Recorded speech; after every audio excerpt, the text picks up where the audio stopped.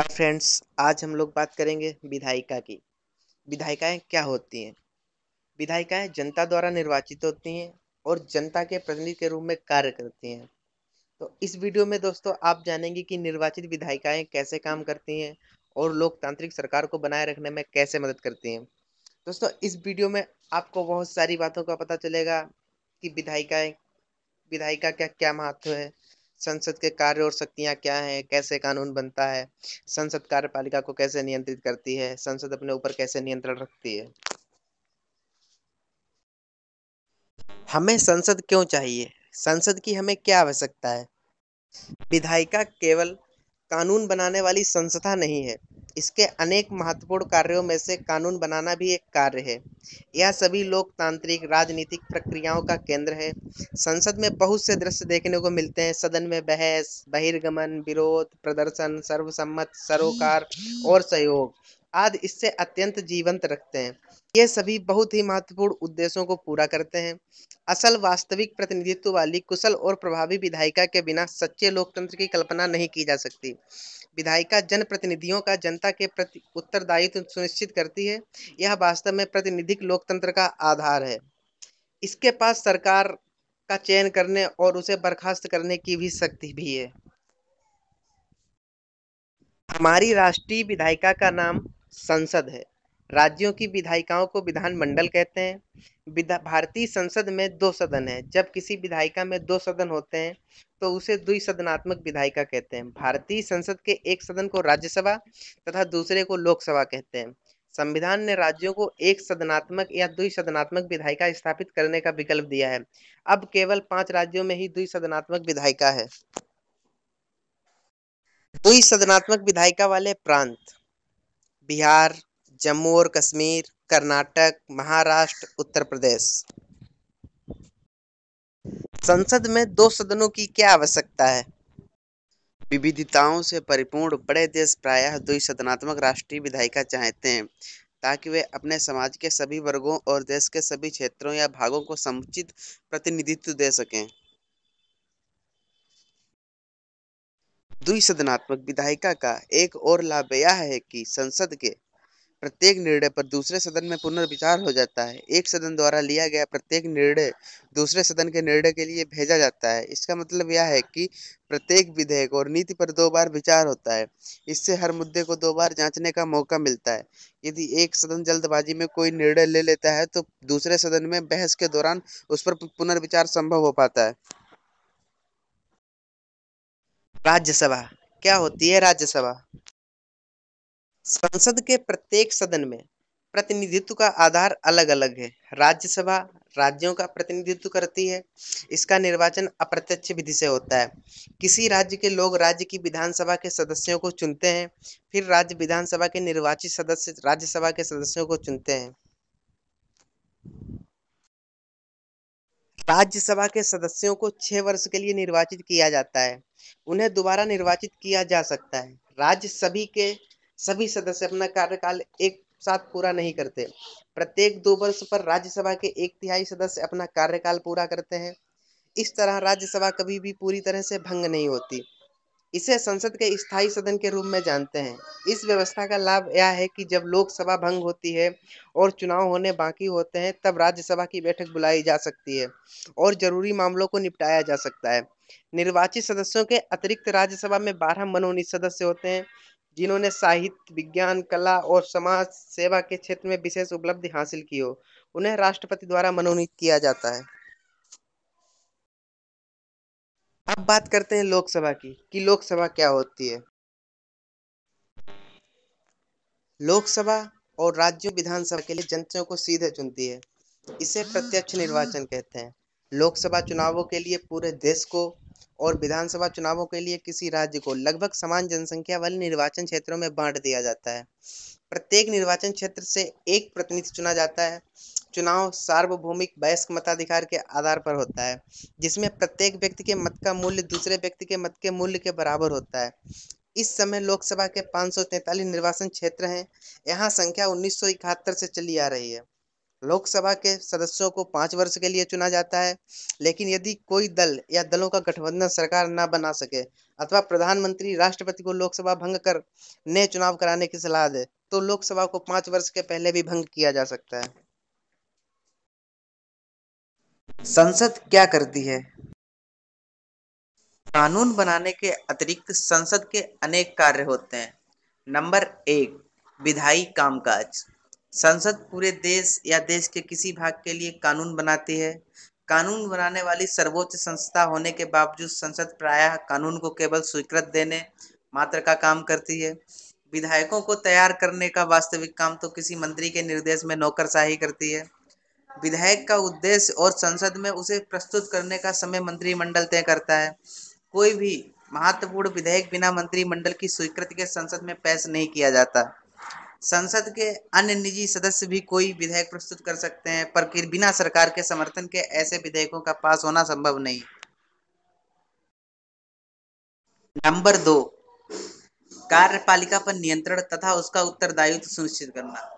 संसद का सबसे महत्वपूर्ण काम कार्यपालिका को उसके अधिकार क्षेत्र में सीमित रखने तथा जनता के प्रति उसका उत्तरदायित्व सुनिश्चित करना है। नंबर 3, वित्तीय कार्य। सरकार को बहुत से काम करने पड़ते हैं। इन कामों पर धन खर्च होता है। यह धन कहाँ से आता है? प्रत्येक सरकार कर वसूली के द्वारा अपने संसाधनों को बढ़ाती है, लेकिन लोकतंत्र में संसद कराधान तथा सरकार द्वारा धन के प्रयोग पर नियंत्रण रखती है। यदि भारत सरकार कोई नया कर प्रस्ताव लाए तो उसे संसद की स्वीकृति लेनी पड़ती है। संसद की वित्तीय शक्तियां उसे सरकार के कार्यों के लिए धन उपलब्ध कराने का अधिकार देती हैं।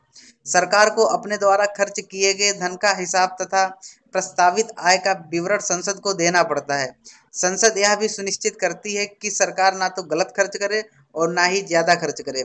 संसद का यह सब बजट और वार्षिक वित्तीय वक्तव्य के माध्यम से करती है। नंबर 4, प्रतिनिधित्व। संसद देश के विभिन्न क्षेत्रीय, सामाजिक, आर्थिक और धार्मिक समूहों के अलग-अलग विचारों का प्रतिनिधित्व करती है। नंबर 5, बहस का मंच। संसद देश में वाद विवाद का सर्वोच्च मंच है। विचार विमर्श करने की उसकी शक्ति पर कोई अंकुश नहीं है। सदस्यों को किसी भी विषय पर निर्भीकता से बोलने की स्वतंत्रता है। इससे संसद राष्ट्र के समक्ष आने वाले किसी एक या हर मुद्दे का विश्लेषण कर पाती है। यह विचार विमर्श हमारी लोकतांत्रिक निर्णय प्रक्रिया की आत्मा है। नंबर 6, संवैधानिक कार्य। संसद के पास संविधान में संशोधन करने की शक्ति है। संसद के दोनों सदनों की संवैधानिक शक्तियां एक समान हैं। प्रत्येक संविधान संशोधन का संसद के दोनों सदनों के द्वारा एक विशेष बहुमत से पारित होना जरूरी है। नंबर 7, निर्वाचन संबंधी कार्य। संसद चुनाव संबंधी भी कुछ कार्य करती है। यह भारत के राष्ट्रपति और उपराष्ट्रपति का चुनाव करती है। नंबर 8, न्यायिक कार्य। भारत के राष्ट्रपति, उपराष्ट्रपति तथा उच्च न्यायालय और सर्वोच्च न्यायालय के न्यायाधीशों को पद से हटाने के प्रस्तावों पर विचार करने के कार्य संसद के न्यायिक कार्य के अंतर्गत आते हैं।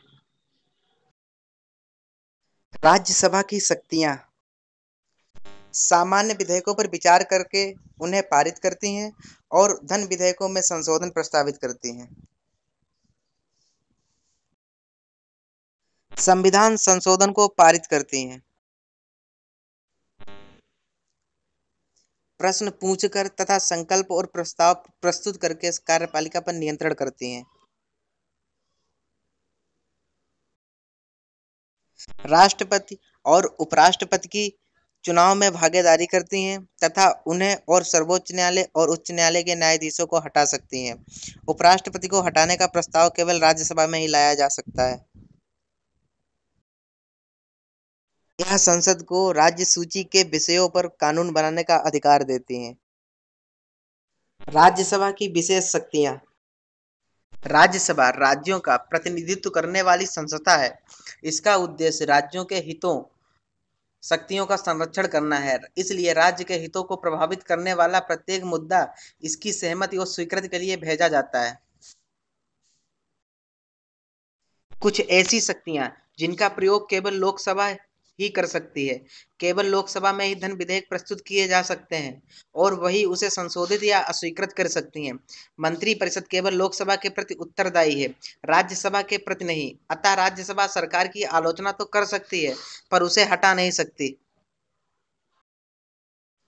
राज्यसभा सरकार को क्यों नहीं हटा सकती, ऐसा क्यों है? राज्यसभा को जनता नहीं बल्कि विधायक चुनते हैं। अतः संविधान ने राज्यसभा को लोकसभा के बराबर शक्तियां नहीं दी। संविधान द्वारा अपनाई गई लोकतांत्रिक व्यवस्था में जनता के पास अंतिम शक्ति होती है। इस तर्क के अनुसार जनता के द्वारा प्रत्यक्ष विधि से निर्वाचित प्रतिनिधियों के पास ही सरकार को हटाने और वित्त पर नियंत्रण रखने की शक्ति होनी चाहिए। संसद कानून कैसे बनाती है? संसद का प्रमुख कार्य अपनी जनता के लिए कानून बनाना है। कानून बनाने के लिए एक निश्चित प्रक्रिया अपनाई जाती है। कानून बनाने की प्रक्रिया में किसी विधेयक को कई अवस्थाओं से गुजरना पड़ता है। विधेयक विधेयक अगर धन विधेयक नहीं है तो उसे किसी एक सदन में पेश किया जाता है। विधेयक समिति के पास भेजा जाता है या उस पर सदन में चर्चा होती है। इस पे जनता की इच्छा के अनुसार समिति रिपोर्ट देती है। सदन इस रिपोर्ट को स्वीकार या अस्वीकार करता है। सदन में विधेयक पर विस्तृत चर्चा होती है। विधेयक या तो पारित होता है या रद्द होता है, दूसरे सदन में भेजा जाता है। दूसरा सदन या तो उसे मंजूरी देता है या इस पर सुझाव भेजता है। जरूरत पड़ने पर सदन की संयुक्त बैठक बुलाई जाती है। राष्ट्रपति विधेयक को मंजूरी देता है या उसे पुनर्विचार के लिए लौटा देता है। विधेयक कानून बन जाता है। लोकसभा की शक्तियां संघ सूची और समवर्ती सूची के विषयों पर कानून बनाती हैं, धन विधेयकों और सामान्य विधेयकों को प्रस्तुत और पारित करती हैं। कर प्रस्तावों, बजट और वार्षिक वित्तीय वक्तव्यों को स्वीकृत देती हैं। प्रश्न पूछकर, पूरक पूछकर, प्रस्ताव लाकर और अविश्वास प्रस्ताव के माध्यम से कार्यपालिका को नियंत्रित करती हैं। संविधान में संशोधन करती हैं। आपातकाल की घोषणा को स्वीकृत देती हैं। राष्ट्रपति और उपराष्ट्रपति का चुनाव करती हैं तथा सर्वोच्च न्यायालय तथा उच्च न्यायालय के न्यायाधीशों को हटा सकती हैं। समिति और आयोग का गठन करती हैं और उनके प्रतिवेदनों पर विचार करती हैं। दोस्तों, वीडियो देखने के लिए धन्यवाद। मिलते हैं अगली वीडियो के साथ।